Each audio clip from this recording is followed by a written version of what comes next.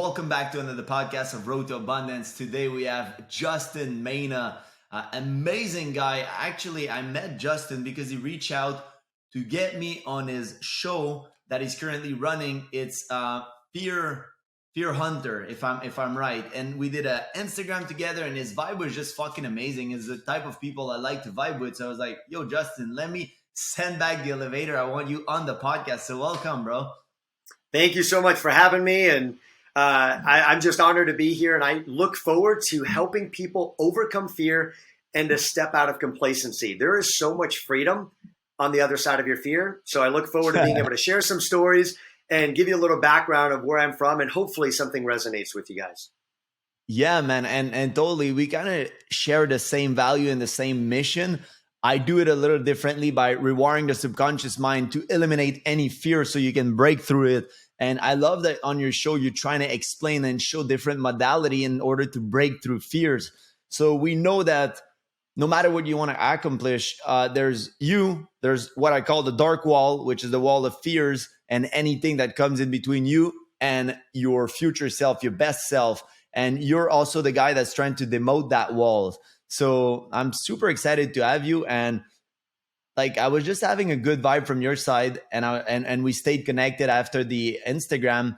But I was like, I never actually knew your story. And then we talked a little bit on the phone. So I wanted to hear, like, where do you come from? And from the guy that I know now, the Justin that I know now that is doing all those extreme stuff, sport, ice hiking or ice climbing and all that shit. And like, from where you grew up, what was the challenge and how did you become the man you are right now? Yeah. So I wasn't always like this, just so you know. I was the guy who played, I'm going to share this with you guys. I played the clarinet growing up. I was in band. So I was not the cool kid in school. I got picked last on every sports team, kickball, you name it. Nobody wanted to be with me because I was shorter. I was smaller framed. I wasn't as strong as other people, or at least I didn't know it yet. And I just knew I wasn't that cool. So I wanted to be like other people who got accepted. I think at a young age, all of us really want to be accepted in some field, even if it's not the right field, even if you have to be the class clown. That's what I resorted to try to be the funny guy, just to feel like I can get a laugh. I did that, but it wasn't always healthy. So in that process, the only person I could see at that time was my brother. He was a track star. And he was older. He was 9 years older. He's technically a half brother, and I didn't grow up with him. He went to live with his real dad when I was like 3 years old. So I didn't really grow up with him, but I had a brother. I didn't quite understand what that was, and I just wanted to do anything athletic, but I wasn't good enough until I found out I can try out for track, and I wasn't even fast. But as long as I can complete a mile, they allowed me on the track team doing the mile. But that just began the journey and being inspired by doing things just to be accepted. But it wasn't until mentorship in my own walk with God that helped me realize there's a lot of potential that we all have, that I had, that I didn't even know I had, because I was never questioned what I wanted to do, what I was even capable of. But once other people help extract that out of me, I realized maybe I do have what it takes to do this. Maybe I do have what it takes to overcome doing a backflip or overcome my greatest fear, the fear of sharks, and beyond. So that was that. Anyway, in a nutshell, that was my upbringing. That's awesome. And were you always like an eclectic person, a hot guy, like you were playing clarinet? So were you like kind of a geek guy before you kind of step up? Did you have self-confidence problem? I had all the self-confidence problems, and I appreciate the compliment calling me the hot guy. That's amazing. I did not see myself as being attractive whatsoever. I associated myself with being a geek, nerdy, anybody that I liked. It wasn't reciprocated. I was emasculated at a young age as well, because I was never affirmed in anything other than playing the clarinet. And that wasn't, very cool. So also, because I was smaller framed, I was around people in high school that were bigger than me. And I'll never forget this time. We all have moments and stories in our lives that are impactful. I remember feeling so emasculated once we had a trip somewhere, and I got in the car with some people. They were all like seniors, you know, and I remember there were 6 of us in a 5-seater car. One of us had to sit on the lap of somebody else. That was just the way it was. Everybody was super big. I was the smallest person there, and no guy wanted to have me on their lap. So I ended up sitting on this woman's lap, the only woman in the car. And that was so emasculating. I'm like, no, you sit on my lap. And she's like, no, I'm going to crush you, you know? So I'm like, oh, this sucks. You know, I'm like this Oh my guy who, God. so anyway, just, I don't know. That was my story growing up, but eventually one of the things that helped turn that was somebody challenging me in jujitsu, in grappling. Okay. And through that, I realized I could be smaller framed, but I can use my power, which I realized I had way more power than I thought. I could pick somebody up on my shoulders and walk out of the water and walk along the beach. I could also put somebody in a headlock and not necessarily need all that much power, and I could submit them. So it empowered me, but jiu-jitsu was the first thing that helped break that cycle. It wasn't the clarinet.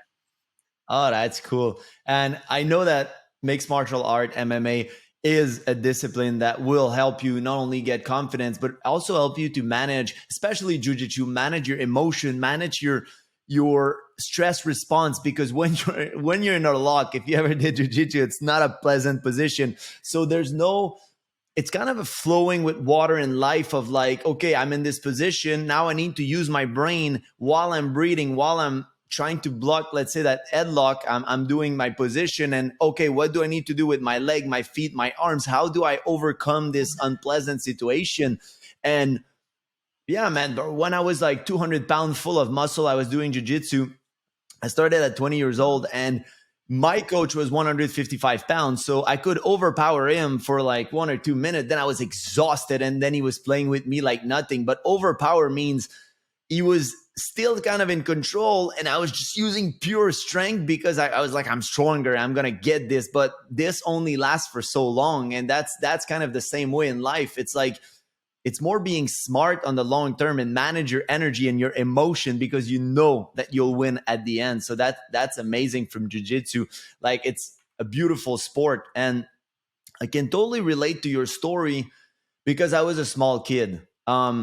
Fortunately for me, I was a geek and a gamer, and I was also part of the cool kid because I was involved in selling the steroids in the high school and all that stuff, and other stuff. But I was a small guy, you know. I was just very aggressive and I need to prove myself, like the Napoleon shit. So I was like, but I had this thing that I needed to prove myself and be better. But I was a top at sports, and I was top in agility, so that helped me to kind of hide this part of myself that you're not good enough, or because we were a small guy. Like, I was, before I started training at 16, 15, I was 130 pounds and like 5 feet 1. Like, like I wasn't what I consider a hot guy. Like, I had a cute face, but and I was Nobody an wants a amazing cute face. person. Nobody wants a cute face when you're in high school. You know, when girls call you cute, that's Yeah, not man. cool.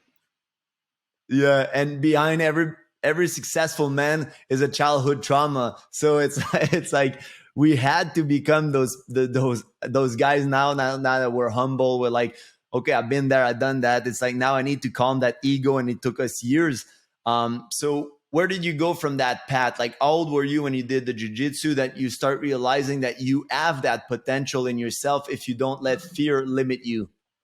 It was in my mid-teens that started, and it started with just a family friend just wrestling around, roughhousing with me, and it you know, like I was very intimidated. Somebody would put me in a headlock, and I would immediately try to tap out. I'd be like, no, I'm done. I didn't realize where my limits were.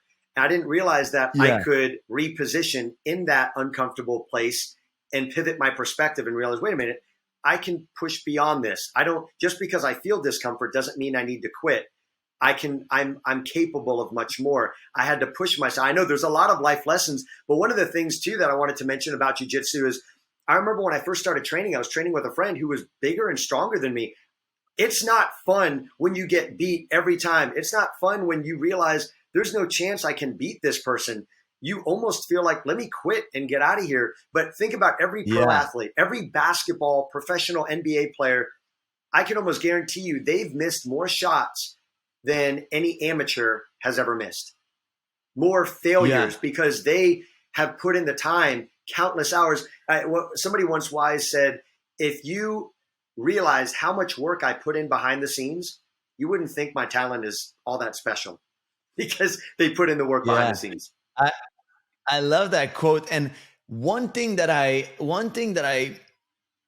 don't like right now on the internet, and I did a video recently about it, and I'm gonna make a YouTube about it, is now with social media and comparison, like you compare yourself and everybody want to try to be so cool and be like, I made this within a year, or I did that. And there was a funny video that the guy is like, I'm 23 years old and I got this $5 million house and blah, blah, blah. And then the manager in the back is like, wait, younger and bigger house. And then he was like, I was 5 years old when I got my first $45 million house and I took a loan. He's like, no, bro. Again, but without the loan, you balled it. You did arbitrage. And he's like, what is that? It sounds cool, bro. Just say that. And then it's just to show how ridiculous who has the biggest wiener online is of like, I'll teach you 7-figure business because I'm so cool because I made it at 23 and I did nothing and blah, blah, blah. And it's like, wait a minute. Like, what about the hustle that went behind? And that's something that I'm trying to pass down in terms of the reason why this year, when I started Road to Abundance, that I can make $1 million real fast is because I've been doing this journey for 15 years. Like, and I'm not self-made millionaire. I'm a self-made in terms of nobody ended me money, but I had mentors, I had books, I did investment of hundreds of thousands in my personal growth. And now I would be going and showing my account and like the new brand with the, like I created Road to Abundance a year ago. It's already at this much and I'm a baller, but what's behind the scene? And I like that you acknowledge that because bro, it's 15 years of journey and money and building and hunger and bankruptcy and trauma and like it's not like a 1 year thing that I'm so special. You know what I mean? Yeah, everybody wants this fast turnaround. It's like the microwave mentality. They want it instant, and that's that next Yeah. generation's biggest issue: patience. I find myself even impatient when technology doesn't work the way it's supposed to. But you have to remember that if you're going to be a great athlete, you have to put in the work. You have to be consistent and be in it for the long run. Know why you're really doing it. Know why you're doing it for other people. Is anybody being helped by this? I believe you'll live a much more Mhm. fulfilled life knowing that your dream is a part of leaving a legacy. I believe also Yeah. God wants you to succeed in life with whatever you're doing. There's favor in people's lives, and it may not make sense. Life is definitely not fair. Why are some people more attractive than others? Why are some people, born into money? Why are some people smarter than other people? There are countless stories of people who had it rough, and they may have to work 20 times as hard, but it's the person that perseveres through it. It's if you want to do it. And here's the thing I want to Mhm. share. There's a lot of people who are infatuated. They think they know what they want to do, but they're more excited about the idea of becoming this person than they are about being that person day in and day out. Talking about They it. Yeah, they want to, hey, I want to run this company. I want to do all these things. I want to have a charity, and they don't really have a roadmap to it. And when it gets down to it, they never do the thing that person that they visualize themselves being would be doing. They just talk about it, and there's not action. There's a lot of dopamine release that gets produced just by talking about Mhm. things. Living in LA for a Yeah. couple of years, people are like, "Oh man, I'm doing this thing," but that's nothing. I'm really working behind the scenes on this thing. They get off on talking about this instead of just doing the work behind the scenes, and that's what I'm trying to do more of right now. Let me talk to my mentors. Let me guard my heart, and let me just be a man of action. And one Yeah. thing I'll share with you, a quote by Babe Ruth. I love this. It's hard to beat someone who doesn't give up. If you are consistent, even if it's 1% better Yeah. every single day, you will get somewhere. And it's hard to beat that person because in jujitsu, if somebody doesn't give up, you eventually loosen up that grip and try something else because you're like, this isn't working. You just have to be persistent. Mhm. Yeah, man, I totally love it. I'll be vulnerable with you and with everybody listening. It's what I call mental masturbation. So, and I used to be that guy. And it creates a problem of fear of missing out because you're mentally masturbating on the idea that you're going to be so big, so good, you're so smart. But that is to hide your insecurity of not taking action. And then you're like, oh, I have fear of failure, a fear of success. But it's just that you have a fear of not being enough. And that if you take the shot and you miss, people will laugh at you. And then you're like, fuck, if I do nothing, people know I'm smart and I'm hot and I'm this and I'm that. And I'm going to talk about how good I'll be and people can see the vision. But I'm not going to do it because then I could be exposed that maybe it's not working as fast as I said I would. And that creates like a dissociation. And I was that guy. And then it creates a fear of missing out because you do not have a clear path and you're not walking with love and with a hope and art in your journey. So every time somebody comes with a new idea or a new thing that they're making money and they're crushing it, you're gonna be like, I need to do that. And it's funny because now I see how life is testing me even to this day. It's like I have friends that are doing crypto and doing things and things that I'm good at, and I used to teach it. And he made 100,000 in 2 weeks, and then 14,000 in a day. And then I have another friend making like 200,000 real fast in other project. And then it's like, are you gonna chase money and chase that quick thing, or be 100% focused and dedicated?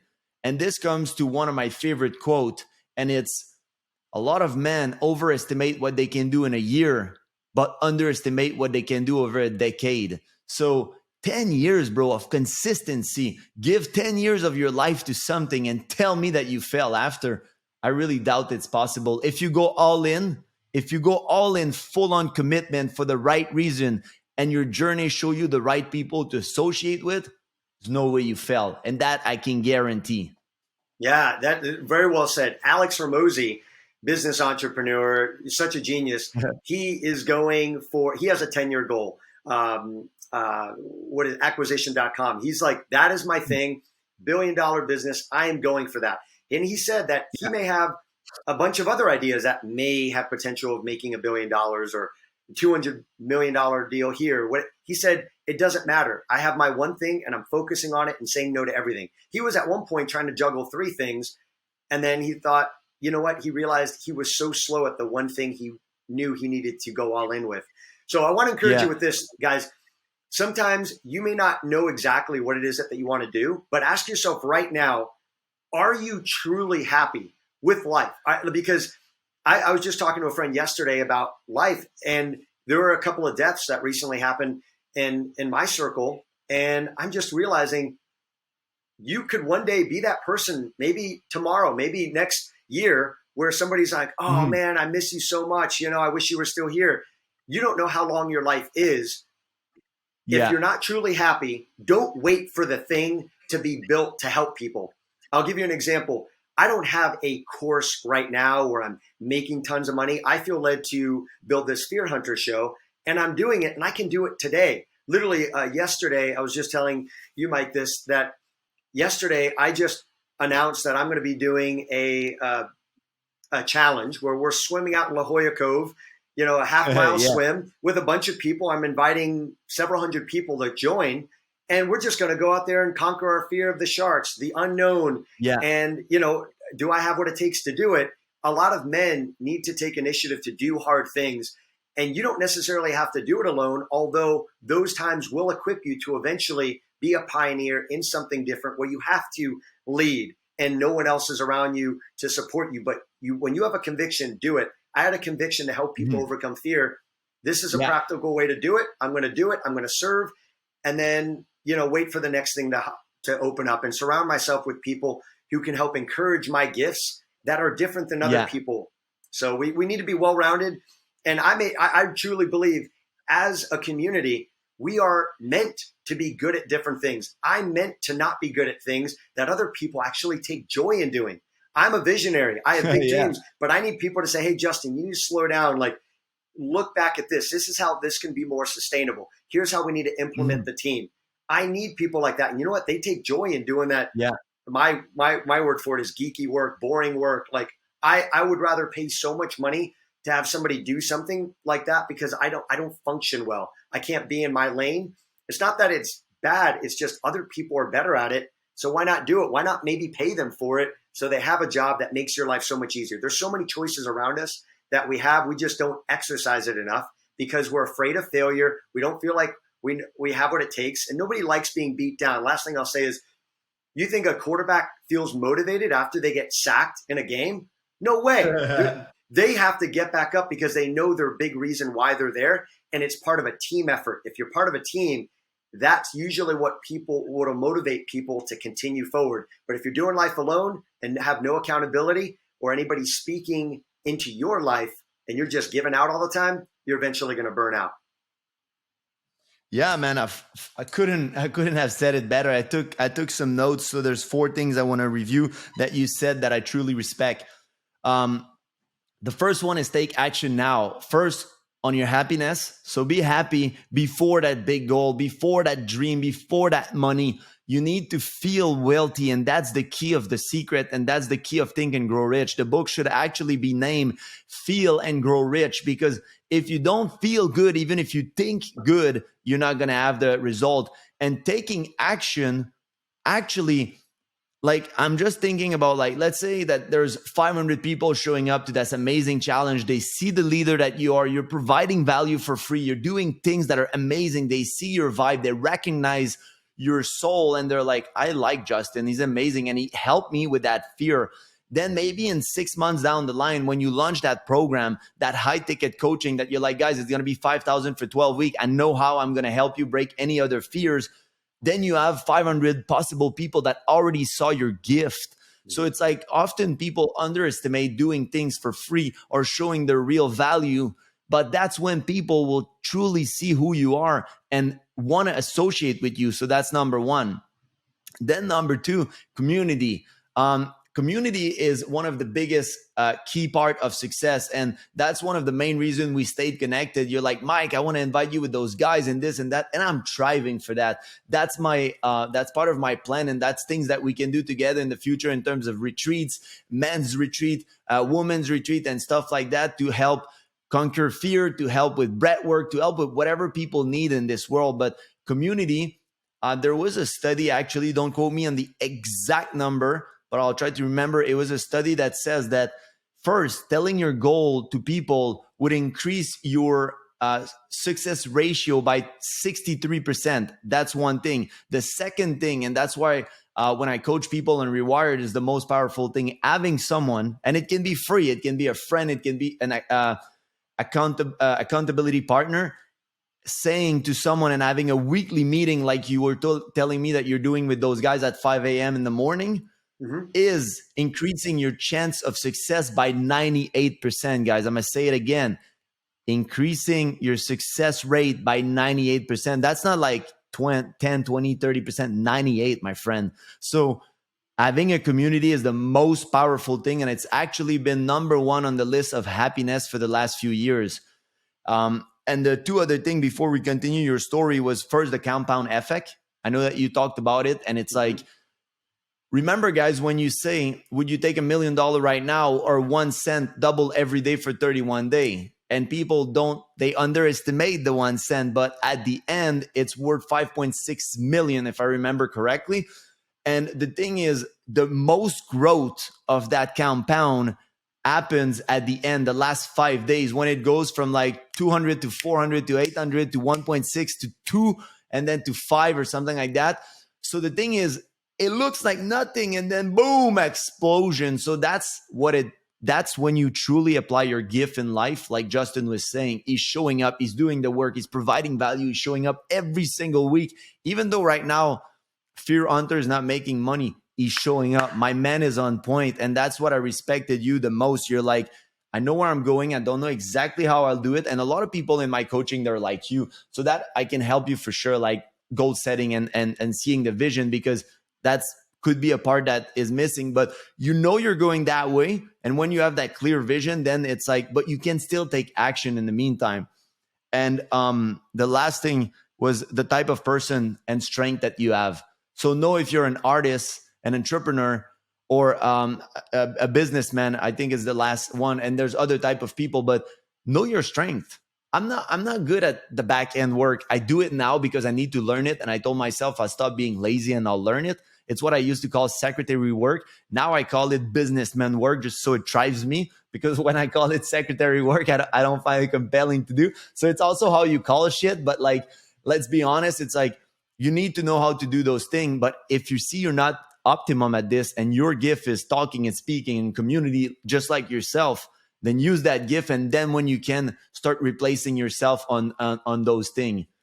And I know your story, so I want to lead into, I know that you were doing sports massage. If I'm, it might be another term for, you did for high successful people. You were amazingly successful people. And tell me your journey, like from like that time, like 20 years old up to now.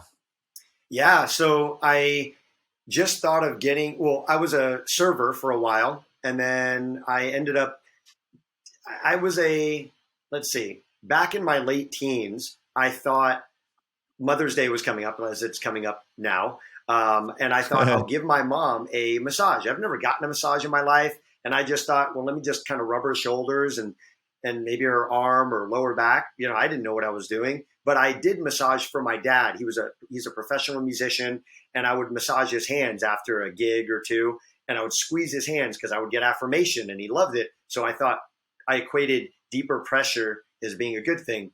So anyway, I gave my mom a massage and then realized that she said, wow, you are very talented. So it became a thing. I started working on other people. I freely gave it.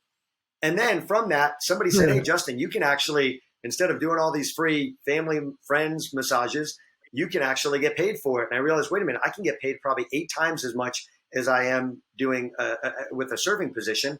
But I needed help. I had a coach that said, what are you doing? You have your license. You're not even putting an ad out there. Go out there and put an ad. As soon as I did that, I got calls, and I'll never forget the time that I had my first day. I remember, this is a long time ago. This is like 20 years ago, just under 20 years ago was my first ad that I put out there. My first day, and this was a lot of money back then, $316 I made.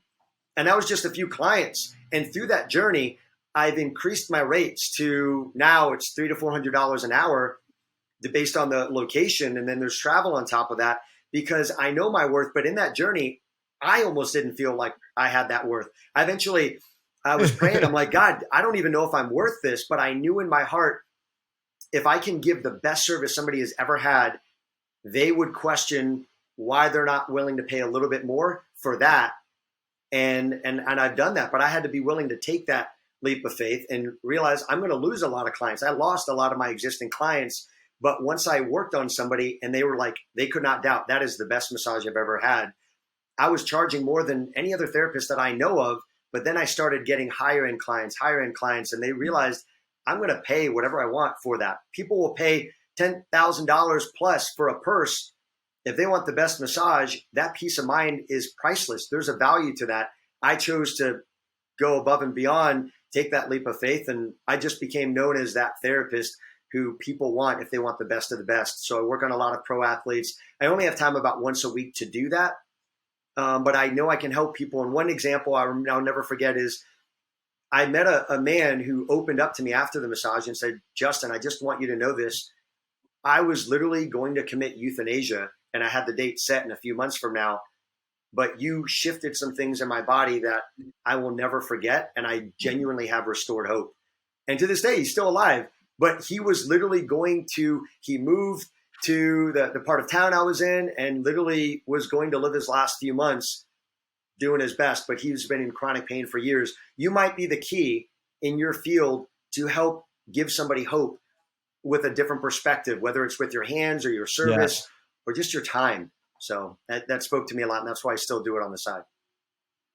That's amazing. And yeah, a lot of people underestimate also massage. It's not only the talent of doing the massage, but there's a big energy work that is happening when you massage, and you shifting energy and you moving the lymphatic system. There's 72,000 nadis in the body, which are the nervous and energy center. We often talk about chakra. So chakra is one thing. Chakra means energy. It means a wheel. So it's the wheel of energy. We talk about the chakra, but we forget about, like, if we think about chakra in terms of it's an ocean, but in order to fuel the ocean, there is 72,000 nadis. So see the nadis as river, little lakes, little thing. And if the flow is not going, somebody can be dying inside and not having the energy. So when you are pure and you're doing that work, and I know a lot of, that's what for me is the difference between somebody that's amazing or not. I've seen people that are amazing at mechanical work, but when someone truly has the energy to go shift and unlock the energy that is stuck, let's say in your lower back or in your arm, and it's a pain, because every disease or every discomfort in the body start with dis-ease. Your body is not that ease. The energy is not moving. The energy is supposed to flow in, flow through you, and exit. And when something gets stuck, then it accumulates. So imagine that's the river. It gets stuck here, and then it piles and it piles and it piles. And if Justin massage me and know how to manage my energy, the chi, the chakra, whatever you want to call it, it can release so much. Like it's so beautiful to see. And you probably, I'm sure you do have that gift if people were paying that amount of money for, because at some point it's not only the talent, you were showing up at every massage with the intention of healing, and then your hands are a portal for energy to heal. So that's another powerful thing. That's why I suggest people to find someone that's good, and it does worth paying the price. That's for sure. Yeah, I have a lot of people where they look around and they never know what they're going to get.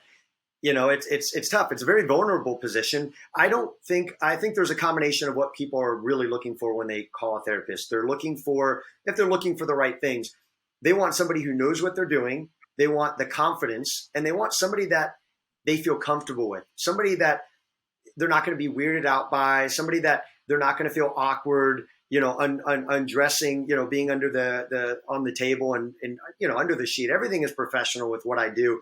If people are into other things, more power to them in that. But I love helping people, and I love allowing it to be a safe space. I've heard so many trauma stories of women say, hey, I've been taken advantage of by other massage therapists, and it's sad. And if you think about it, whether it's a bad relationship, like even with dating, I've learned, don't ever think that you deserve better than that other person. I believe we're all here. We're all special. We're here for a divine purpose.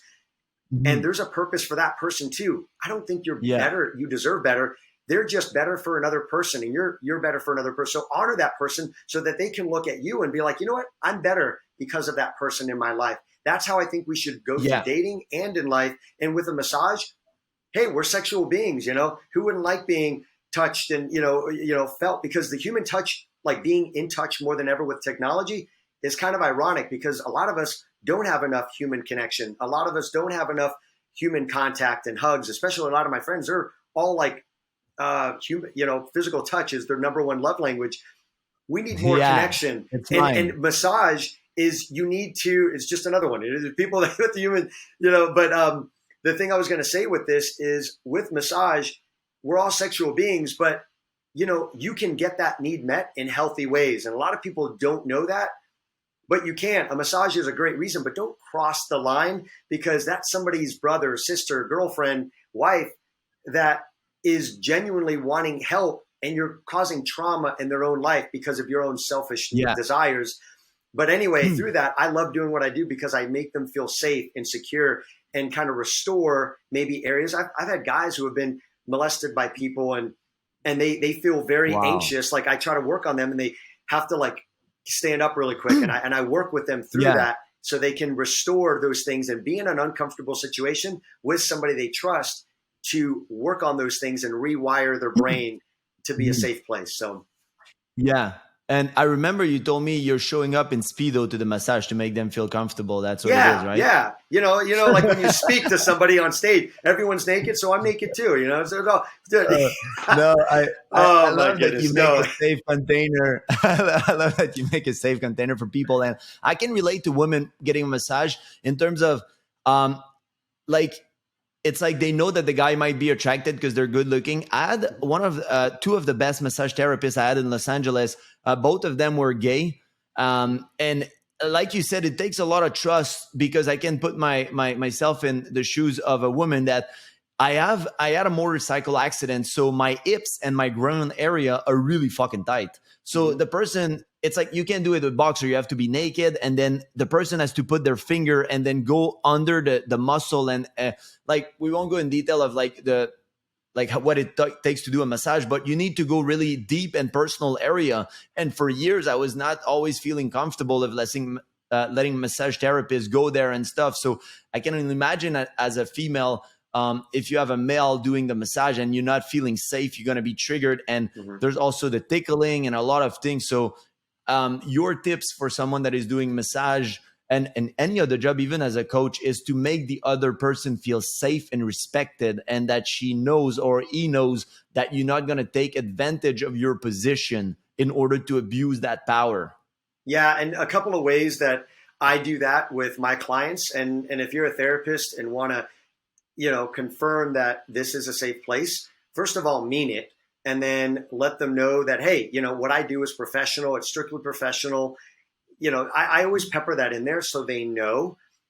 So then it lets them know that that's your standard. And what I do through my body language, because a lot of times I'm just working on them, I usually kind of pat down the area ahead of time with the sheet that I'm going to be working on, and they kind of know that boundary. And then I usually start from that higher place up in the hip and kind of move down, so they know there's like a barrier there, and that's kind of setting the standard of where I'm going, and then I can kind of work up toward that, because sometimes you have to work toward the blood flow, but I don't Yeah. just start there. Imagine if somebody's working on your knee and all of a sudden they're just gradually going higher and higher up your thigh. Anybody's going to be like, when are they going to stop? I don't know. It causes a lot of anxiety. So start going down, work on that area, let the nerves feel that, okay, this is what touch feels like. This is safe. This is safe. And then eventually kind of warm up to that area so that person feels very safe, and reminding them ahead of time, just like in relationships, clear communication is key. Let them know, hey, I don't know where this, not in a relationship, not massage. You can say, hey, I don't know where this is going to go, but I want to be able to honor you in the process. With massage, you can say, hey, look, what I do Yeah. is strictly professional. This is a safe environment. And I look forward to genuinely helping you out. And if you have any questions, and what I do ask too, some people ask me, do I have clothes on or clothes off? Here's the way I approach that, because most of my clients are nude, because it allows me to certain techniques in the hip to work on, but I could still work through that. But it would sound weird if somebody said, hey, what do I do? Do I wear clothes or not? It'd be weird. It wouldn't be as comfortable if I say, oh, just go completely naked. I don't do that. What I do, especially if they're asking, they're probably newer, I could say, hey, totally, what I do is, if you have major hip issues, then I would recommend, I would have a few more techniques that I can incorporate. But if you have your underwear on, I can completely work around that. But that's totally your preference. But I would say for right now, leave your underwear on. I want you to feel totally comfortable and safe. And if you ever have if you're ever in a position where you feel like you need a little bit more therapy in the hip, then we could try that out. But at least I let them know, hey, let's go with the first step. Let's keep that on. And there's an art to Yeah. letting them know there's a step process. Yeah. I really love your comparison of massage and relationship, in terms of it's all about communication, making the making the other person feel safe to open up for you. So it's like, before I'm going to pat an area, I'll be like, hey, I need to go up with the blood flow. I'm just going to touch here. Are you comfortable? It's like, is it good? So it's the same when you do something, when you communicate in relationship, because communication is the number one key of a successful relationship. There's other factor that you need to do, but if communication is not right, then for sure it's not going to work, because you need to understand where the person is and how you say things. Is it comfortable for them? Is it in their boundaries and stuff like that? So, and I think even in business, in every area that you do, but I like that I can see that it gave you, massage also gave you some knowledge and some like way in order to act in relationship, how you're respectful, how you're trying to show up your best. So it taught you something very valuable. And one thing I like to say in life is, how you do one thing is how you do everything. So if you show up trying to cheat your client, trying to do things, you're going to show up in every area of your life like that. And like, personal story, when I was young, I was an amazing fitness coach, but I didn't really I wanted to help people. But if I ask myself, I wanted to make money more than anything. So I was not really showing up and over delivering for people. Versus now I look at when I'm doing Road to Abundance, the Rewired program, I'm like, bro, my first thing is like showing up and giving and providing value and trying to provide more value than they can expect, And I even kick people out. Like, I don't care about your money, bro. Like, I kicked a girl out last week. She disrespected the appointment. She didn't show up. If you don't show up for yourself, take back your money. I don't want it. Like, I don't care about your money. Like, and that's what made me also make the shift. I wanted to be in that sphere for a long time, but I was showing up in workout, and I felt like not a lot, because I was fortunate enough to pick my client, but some people were not showing up for themselves, and they were coming to the gym, but not in other area. And I was like, I got to teach them how you do one thing is how you do everything, so that they show up even without me in the workout. So let me teach subconscious mind. And from that, everybody has result. But now I just show up, and before I would have been like, I'll keep the money and I don't care if she has result. Now I don't even want to put energy. I don't want to entertain those clients. Like, take back your money. You're not going to make me a bad name. Go away. And when you're ready to show up for yourself, I'll be there, because I want to over deliver for you. But for me to show 100%, I need you, Justin, to show 100%. Yeah, that's really good. You never want to be a slave to money. People put themselves in traps all the time. I had a friend of mine go to Puerto Rico, and he found himself in a trap with this woman, and he was like, she wants to hang out with me and all these things. And he didn't want to do it. And I found out the way he got trapped into it was he didn't have that much money. And earlier on in his trip, she offered to possibly drive him around. And, now he felt like kind of obligated, almost like if you ask a girl to buy her a drink, she may feel obligated, like, oh, I got to talk to him. But I said, hey, if you had all the money in the world, would you have hung out with her? And he said, no. And he just felt obligated. He said, I would have just had a quick conversation and moved on. But because he was in a place of need, of needing a car, and that would have been convenient for him, he chose to go down that route, and he felt obligated and trapped. I want to encourage you, do not allow yourself to be a slave to money, and you will have a much more free life. And steward that well, have a plan, and you will get money. It's a tool. A lot of the transactions in life, money is like very much imaginary. Some of the biggest deals in the world, nobody ever touches money. They're like, hey, this is what I want to do. Here's the contract. Here's what I'll deliver. They shake on it, and all of a sudden money is transferred. It's like nobody ever got to see that money. You could have just said the perfect word. Like, it's amazing.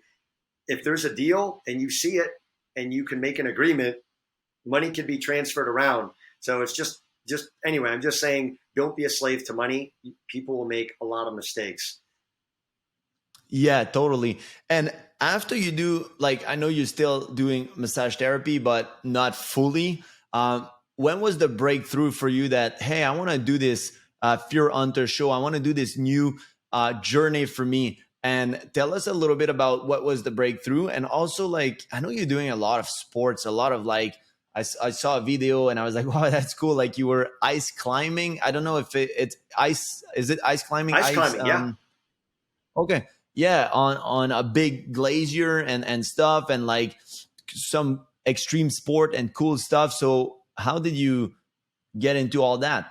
Okay. It's crazy. Some of the greatest breakthroughs in my life have happened beyond my control. It has just been serving and showing up my authentic self. I feel like I hear that around a lot, but it's so true. You will get burned out if you feel like you have to work and do everything on your own. Be yourself, and things just happen. Like a Ninja Warrior. For years, people are like, hey, you should audition for the show. I've never auditioned for a show. Finally, I said, you know what? I'm going to audition because it's 2 weeks away. Put a video together, and I got on the show. I mean, which is crazy. And then it's been a great platform. That came from somebody else. I wasn't seeking it. It just happened. And then all of a sudden, then I get asked to speak in front of the largest audience I've ever spoken in front of.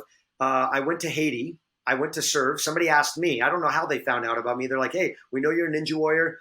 We know you have a heart for kids, and we want to demonstrate God's love through athletics. And we know you've got a relationship with God. We want you to come to Haiti. Last place on earth I wanted to go. But I was open to it, and I thought, I love kids. I love travel, the unknown. I felt in my heart, had a conviction. I did it. Then from that, money was raised. I didn't even have to spend a dime of my own money. it all just came in, even up until the last day. And I went on the most amazing trip, made great connections through that trip. I got introduced to people who invited me to go ice climbing, where every year we take trips and do hard things together in the UP and Upper Peninsula of Michigan. And from that, I got asked to speak about my experience in Haiti. I'm not this great ninja warrior. I've competed nationally. I've hit the buzzer, done all these things, but I'm actually one of those rare ninja warriors who's made it to city finals, have done all these things. But my episode was never, the episodes that I've competed on were never aired. And I thought, you know what? I don't want to be seeking man's approval all the time. But through that, I was in control of that. I chose to say, God, it's in your hands. I may not have ever been, my episode was never aired, but I know what I did, and I'm okay with that. And from that, I've been asked to speak on platforms as large as 20,000 people to share my experience and raise money. And I'm like, wow, this was all beyond what I could do. So anyway, Ninja Warrior opened up because I was naturally very creative with my workouts. And then being a massage therapist and work, I mean, literally think about the amount of hours I would be working with my hands, being a deep tissue specialist. I became the most incredible Ninja Warrior naturally because I would work on my grip strength naturally. I was smaller framed. It was like I was almost built for Ninja Warrior. But for this season, I haven't auditioned in the last couple of years, but the fact is I had that platform. I can say it was a platform. People still ask me to speak about it. And I can share my vulnerable story and say, hey, it wasn't all like great and gravy. You know, I remember there were just a lot of setbacks and failures, but I look at the positive side of things. And from that, I realized I love creativity. I love sharing what I've learned. I grew up the most fearful person imaginable. In so many ways, I was so insecure, passive, and weak. And through facing my fears, as uncomfortable as they are, as long as it's taken 10 years to overcome my fear of sharks, and that's a story in and of itself, doing these things, I realized I want to be a part of helping other people with that. So now I've got this event in a couple of weeks where helping people overcome their fear of sharks and the unknown and doing uncomfortable things. Just a few days ago, I went on a crazy hike on my own. It was, a quick tangent here. It was a 13-mile hike. It looked beautiful. It was the Strawberry Peak. And I had no idea. I knew the weather was like 60, 70 degrees. I had no idea that once I got there, it would be in the 40s. And I didn't realize that when I got there, it would be completely cloudy, overcast, and it was raining. And I'm like, I'm by myself. It's cold. I just have a t-shirt on, but I know I have a poncho in the trunk. What am I going to do? I almost thought it was maybe stupid to do it. I prayed about it, felt peace. I decided to go and thought, hey, cold therapy, I'm doing it, and I'll probably warm up anyway. I didn't, and thought I could always turn back. On my way, I came across 3 or 4 people that literally were coming back. I said, hey, how was the hike? Because I was starting up later. And they said, we couldn't find the trail. It's really difficult. We couldn't, every single person told me that. I'm like, do you not have an All Trails app? And he said, no, we have it. We just couldn't find it. I'm like, how the heck do you do that? So anyway, I get there myself, and I eventually realized what they were talking about. It was very hard. The visibility was not that great, and there was snow all up in that area. So it's like there's snow everywhere. I'm by myself. I'm setting new tracks, and I'm having to climb boulders and scrabble all the way to the top. And there were areas that were so sketchy, and I'm slipping around. Definitely not the safest thing, but I knew what I could do. Trusted it. It was outside my comfort zone. Did it. I had safety precautions. I let a buddy know where I was. Hopefully the text went through. Anyway, got to the top, had an amazing experience, came back down. The skies cleared up. It was a beautiful hike. I learned so much on this. I prayed for clarity on that. I was away from everybody. I had time with myself, 4,000 elevation gain, 13 miles. And I know the next couple of days, I had like supernatural energy. Maybe it's because of the cold therapy, some of the prayers, challenging myself mentally. I was stronger. I was more focused. Because of that, I love doing things that are uncomfortable, but I was on the fence of not doing it. So doing those hard things is a part of my consistent lifestyle. And these are the fruits from it. So I just love sharing that because that's who I am. It's beyond a title. It's beyond a show, The Fear Hunter. That may change into something else. Who cares? I know who I am, what I'm called to do, my core values being, freedom over fear and being able to have consistent growth and being able to know that I'm deserving of love every single day. I can either give it or receive it. I'm never too far gone for experiencing that. And no matter what I do, whether it's for free or charging, whether I have a good day or bad day, whether my company succeeds, whether I have money or not, I know I'm still true to these values and I want to live it to the very end of my life, even if it's uncomfortable, because I truly want to live this life, leaving a legacy, knowing that I'm leaving this earth with scars so that afterward I can say, man, that was epic. And so Yeah, that's my goal. exactly. You're in it for you have one life, and life is amazing and it's beautiful, and you need to be proud. It's like you said at the beginning, you never know when you're going to die.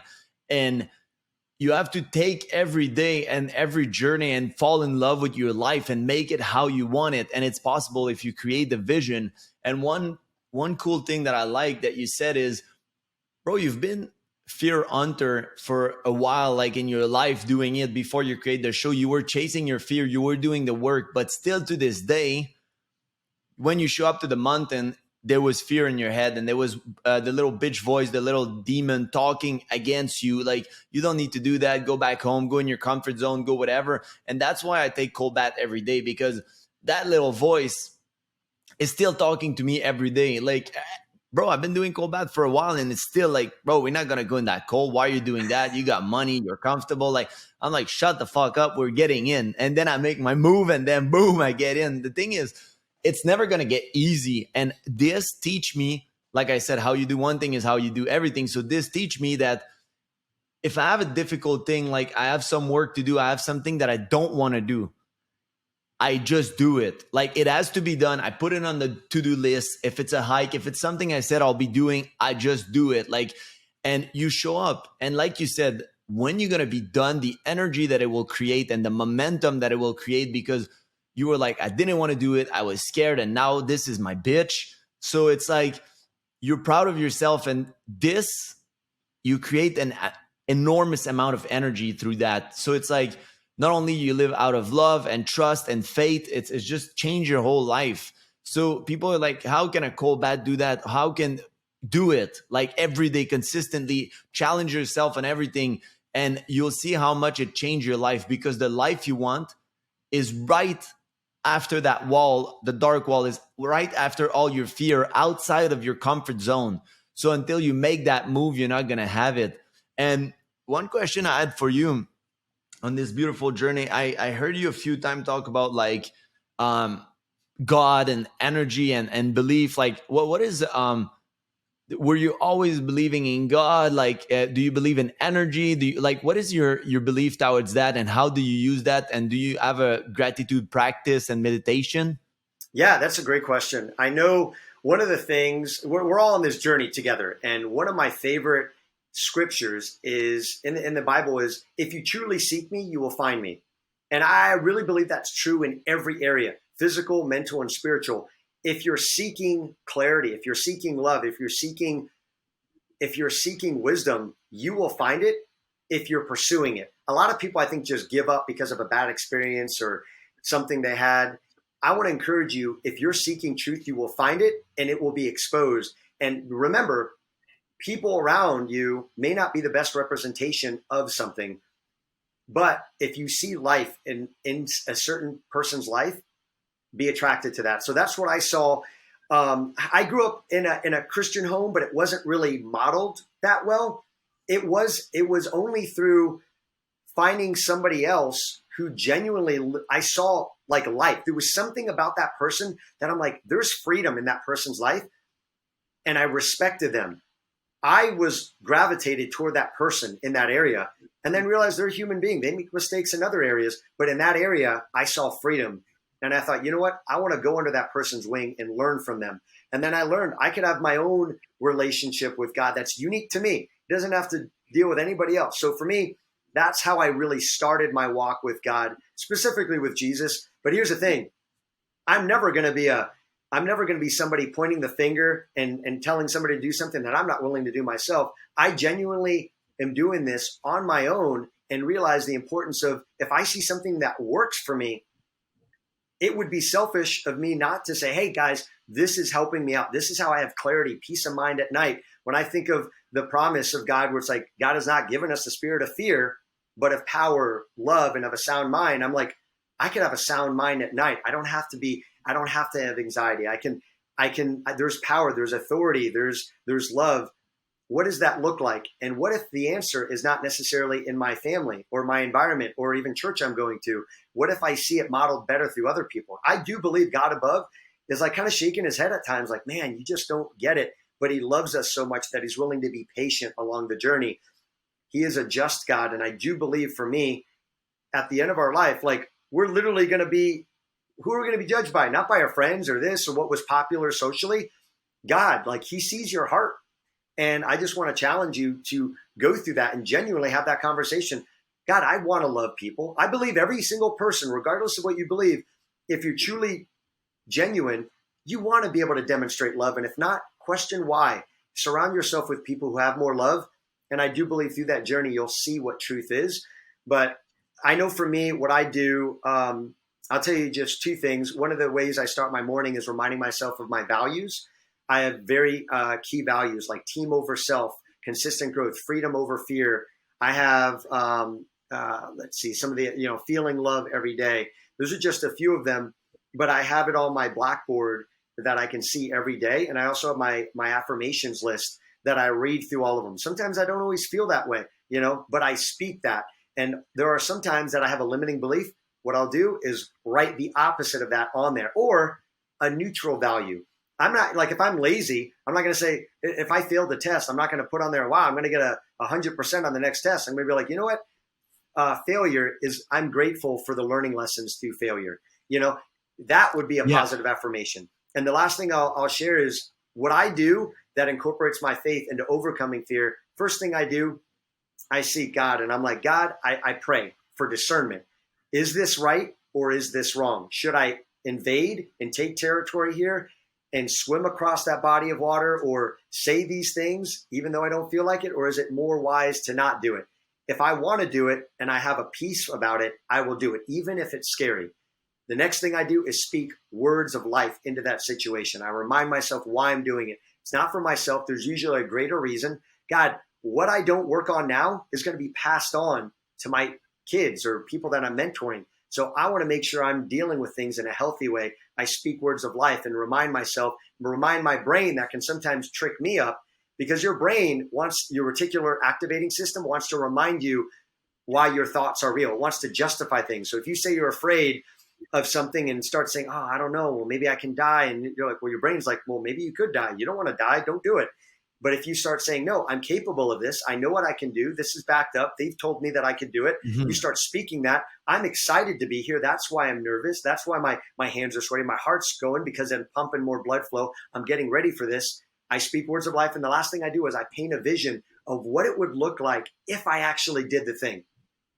What would I feel like? And eventually, the way I overcame my fear of sharks, long story, but the key point was I realized I desired a life that had more freedom in it than what I was currently at. And I knew I had an opportunity, that it was a small window. And I knew if I did it, only if, even though I could possibly die and I may not make it, all these things, but if I did, I allowed myself to see further into the future. I knew for myself, I would live a completely different life. The key would be unlocked. The door would be unlocked to a whole new life of freedom. And I wanted it so bad that I thought the price is worth, the price of possibly dying is worth it.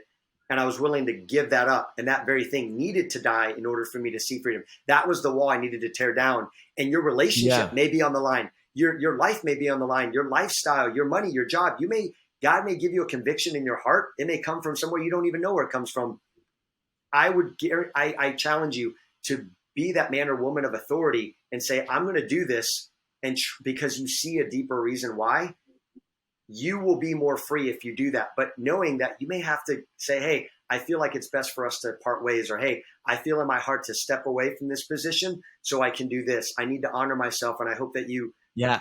So anyway, just wanted to share that, because that vision can help remind you, hey, there's a greater reason, and you're going to respect yourself more from that. Yeah, that's a powerful story, man. Especially, I like the metaphor of dying. You need to being able to let go before you let in. So let go of the person that you were in order to become the person you want to be. And a lot of people try to be that person without letting go. It's like you're pulling the rope on both hands. But if I'm climbing and my higher self is pulling me up, I cannot have like my little bitch self at the bottom, not Mike, don't let me go. It's like, bro, I'm letting you go because I'm becoming that best version of myself. So if you need the metaphor of dying and letting it die in order to be free and have more freedom and become that man or that woman of higher power, that's amazing. And that's what I suggest to everybody. And one cool thing, like I know I'm not a Christian. I believe in energy and God and whatever you want to call it. Like I believe in higher power and we're all consciousness. And if you're like me and you were like, but who's gonna judge me? Well, think about yourself. Let's say that you're God. We're all like what Jesus says is we're all a representation of, we're all God on earth. So the thing is, think about yourself. If you were at the end of your life, let's say you don't want to be judged by nobody else, if you look at your life, would you be proud of what you did? Would you be proud of who you are, of what you accomplished? Like, you don't need anybody else to judge you. If you want to use God, if you want to use Jesus, if you want to use Allah, it's okay. But if you don't have anybody, or right now you're not sure, use yourself. That best version of myself, if I was looking at me right now, would I be proud of what I'm doing? Would I be proud of how I'm behaving? And in order to become that person, so yeah, that's super powerful, man. Thanks for sharing all that. And I do believe that freedom is on the other side of fear. So you got to break your fear, and there's multiple way of describing fear, but one that struck to me years ago was false expectation appearing real. So it's your subconscious mind tricking you, and like you said, it's like if you use your words are spell. That's why we call it spelling. If you use your word, you can either convince yourself that it's not scary, or you can convince yourself that it's very scary. So whatever mental dialogue you decide to have, you'll have. And one thing is, if you ask better question, you'll have better answers. So instead of, oh, I'm gonna die doing this, no, how can I enjoy it? How can I make it better? How can I make it safe? How can I feel comfortable doing that thing? So let's say I want to go with sharks. Maybe I have other people around. Maybe I have like a harpoon, a gun. I don't know what you need to defend yourself against a shark exactly in water, but have a plan B. Put your intention that everything will be how it's supposed to be. And just if you need that little click in order to feel safe, go and I'm not saying shoot the shark. I'm saying just be nice. But if you need that peace of mind to feel secure, to conquer your fear, it's okay. So if you want to show up in a relationship, like when I show up with my girl, at first I was like, babe, it's going to take me time before I really can open up to a woman. I had a lot of trauma and a lot of things in the past that I healed, but they're still there. And it might take me time to really fully open to you. And that's what I mean by if you need a gun or whatever in any other situation. That was my like, hey, baby, I'm going to show up, but give me some time that I might like open up like gradually to you before I fully trust you and this and that. So just don't get scared. And I had those thoughts of like, am I sure I want to be in a relationship? I'm okay single. And what if it fails and this and that? And take one day at a time and live fully. And I would like to end the podcast on, I know I was a reader, so every time I was listening to podcasts or stuff, I like to have advice on books. So I want to finish the podcast on your top 3 book, and then tell them where they can find you and your IG and what do you do. And also I'll put below the detail of your challenge for the La Jolla. It's not La Jolla, it's, well, Yeah, La San Jolla Diego. Cove. Yeah, in Okay. San Diego. Okay. Yeah. And I mean, that's just going to Amazing. happen. I'm just doing that locally. I would say if you guys are in San Diego and would love to be able to be a part of this thing, then hey, send me a DM and let me know. It's kind of, I don't know, maybe I'll mention something on Instagram, maybe just do a story. But just before I do, I wanted to just share one more thing about, like you were talking about, like your words can be like a spell. I truly believe that. I believe there's a spirit realm, and what we say can manifest good or evil. And if you, I just really felt led to share this. If you struggle with finding the right guy or girl, I want to encourage you to use your words and backtrack. I don't know if you've ever heard of soul ties and things like that, because when you get together with somebody, It could be like gluing two pieces of paper together and then trying to rip them apart. There's pieces that are attached, and your words, a lot of people are not men and women of integrity. And you can restore that by what you say, you stand by it. There are a lot of things that I think we've all said and we continue to say, and we don't realize that there was power in what we said, but we never retracted those statements. So for example, a lot of times people have said, hey, I love you. I'll never be with anybody in the rest of my life. You're my woman. You're my man. I want to encourage you to go back every relationship you've been in. This takes work. Go back and just pray and say, you know what? I retract the words that I've spoken over that person, saying that I am committing my soul to them, that I love them. I retract that. I want to open up my heart to loving somebody else. So I just truly believe that's powerful for yourself. There's power in that. And I incorporate that into my prayer life, so that and I also blanket it with, if there's anything else I'm not thinking of, if there's somebody I've missed, I pray for that as well. I know God knows my heart in that. And there's just such power in that. And also, just one other thing, just a little bonus here, is if you are the type of person that says, oh, I'm horrible at names, stop saying that and start saying, I'm in the process of getting better. In fact, every time I meet somebody new, I always repeat their name at least 3 times. So is it Jessica? Okay, Jessica, thank you. I'm actually working on remembering people's names, and I want to say it 3 times. And did you realize that I just said Jessica 3 times? Because I'm going to be better at names. Right then and there, you're literally proving to yourself that there's hope in that because you're speaking that. Anyway, I just wanted to share that, but to let you know the books. Oh man, there's so many books. Though I'm actually gonna little cheat sheet. I'm trying to look at my Audible. One book that I absolutely love. I love listening to books because I'm constantly on the road. But I love The Way of the Wild Heart by John Eldridge. It's just the man, like the desires of a man's heart to seek adventure, to beauty, and a battle to be won. Like it's just in our nature. And he just talks about that process. Love that book. Obviously, Rich Dad, Poor Dad is like a classic for for tools. But if I can give, there's so many things that I've even recently read, from rocket fuel to I'm trying to think of one more. I don't know. I'll share this one. It would be, so Wild at Heart would be one. And then I think the last one that was pretty interesting was Can't Hurt Me by David Goggins. I thought that was just so great about when you feel like you're at your limit, there is so much more that you can actually pursue. I may not agree wholeheartedly in his hardening his heart approach, but I do believe there's a lot of resilience that we can have. And I like a lot of his principles. He shows you what is possible. But I personally believe, all respect to David, is that it's almost a little too extreme for relationships, for healthy relationship building. Yeah. But we all need to know what's possible. When you see an Olympian, you respect them, but they're sacrificing a lot of their home life, their family life, their relationships. Yeah, man. I would props to David Goggins. He's a soldier and he's amazing. I believe that there's some underlying trauma there. Like as a coach, I see when you're extreme like that, there's some stuff going on.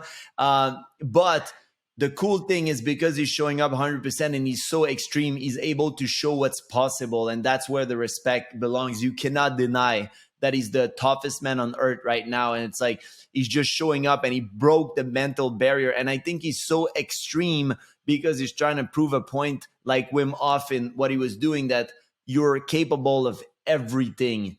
And obviously there's some people like that are abnormal in their journey. Like I went intense in spirituality. So I would say I'm abnormal. It's not a normal journey that people should have. So his journey is not normal in what people should like in the guideline. But as long as he's happy and fulfilled, that's good for him. I would say that, like you said, when you're like that and you go so hard in those, because how you do one thing is how you do everything. It's going to affect and ripple in other aspects of your life. So find your balance. Do whatever you feel good for your life. We're not here to judge anybody. We're not here to say anything bad. We are agreeing both that it could ripple in other effect of your life. So don't close down your energy and emotion center just because it's so extreme what he's doing that he has to close it down, but it's just to prove that he's leaving a legacy and doing thing. And it's okay at the moment. That's his journey. That's his path, and he loves it. But yeah, that's amazing. Where can people find you? Like, what's your Instagram and any other place that they can find you? I know you have your Fear Hunter show. Yeah, on Fear Hunter, I'm having guests on there where we overcome fears, obstacles, and limiting beliefs in their area of expertise, and I interview them. And so I have that on there. I've done close to 70 interviews so far, and I'm working with my media team to give little highlights of those episodes, which has taken some time. But I just feel led to do that. And if I never did that, I would have never connected with you, Mike, which is great because I look forward to one day us connecting in person, doing some ninja thing or a hike. So who knows what the possibilities are, but I'm running that. But behind the scenes, I'm producing a show called The Fear Hunter, where I'm on the streets helping people overcome asking for help or rejection and showing people what it's like for somebody else to overcome a fear that maybe you might struggle with, and for you to see them walk through it might inspire you to do the same. So I'm working on that, but the best way to get in contact with me and see what's going on in my life is currently Instagram, which is Justin Maina, Maina official. Amazing. I'll put all the link below. And guys, reach out to Justin. He's going to probably, by the time the podcast come out, his challenge might be passed. I'll do a story right now today to help you if people are in San Diego. And if you guys, he's probably going to have other challenge. So make sure you go follow him. Make sure that you follow his path. And he's a very giving person, amazing vibe. And you can take so much from this person. So I hope that you enjoy the podcast. Thank you, Justin, for showing up your best self. Guys, drop a follow, drop a like, and I'll see you in another podcast. Thank you, guys. Looking forward to an opportunity to connect with you guys. So if I can help you out in any way, feel free to send me a DM, even if it's a prayer or a little bit of encouragement that I can give you. I'm happy to do that. Thank you so much, Mike. Thank you. Have a blessed day.